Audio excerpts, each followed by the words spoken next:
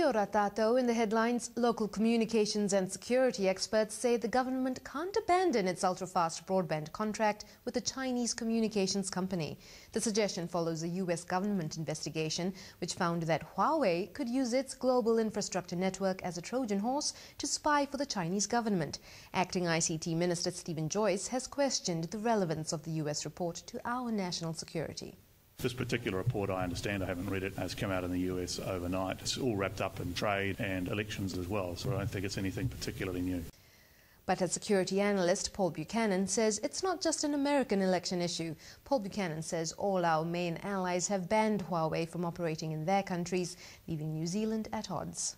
Whether eyebrows will be raised in the capitals of these other countries with regards to the security of information that is shared with New Zealand.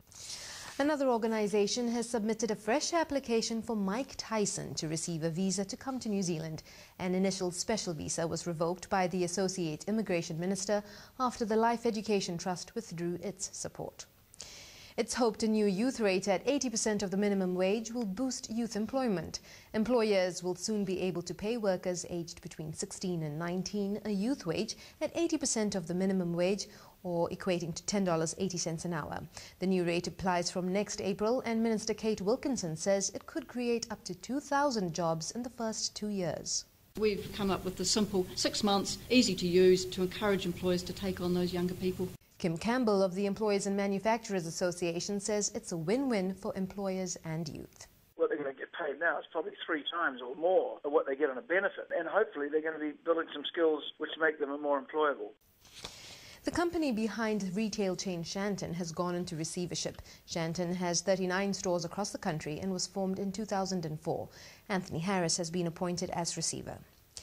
There's a further amendment to planned changes to legal aid and court charges. Justice Minister Judith Collins says user charges for civil and family court cases are to be cut from $100 to $50, and interest charges on legal aid debts will now apply after 6 months. She says the changes reflect public feedback.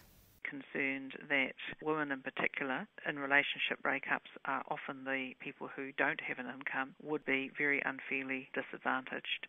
A one-stop job shop is to be set up in Christchurch to help with the rebuild. Social Development Minister Paula Bennett says the hub will match vacancies to training opportunities and skilled labour. Local businesses that are looking to employ local people, young people that are coming through that are upskilling and training. Meanwhile, a special ceremony will be held tomorrow to honour emergency service staff who served after the February earthquake. Police Commissioner Peter Marshall will give the first 100 earthquake citation ribbons to Canterbury police staff. The red and black ribbons will eventually be given to 3,600 staff, including Australian officers. The International Monetary Fund has cut its forecast for Chinese economic growth.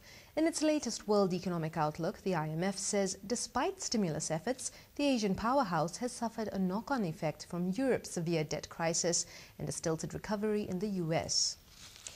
An Australian court has heard that Flight Centre staff were told to stop selling Singapore Airlines flights after the carrier refused to engage in price fixing.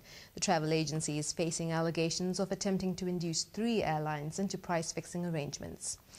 To Venezuela, President Hugo Chavez may have won his re-election bid on Sunday with 54% of the vote, but his defeated opponent, former state governor Enrique Capriles, suggests the socialist country still has a chance for economic reform.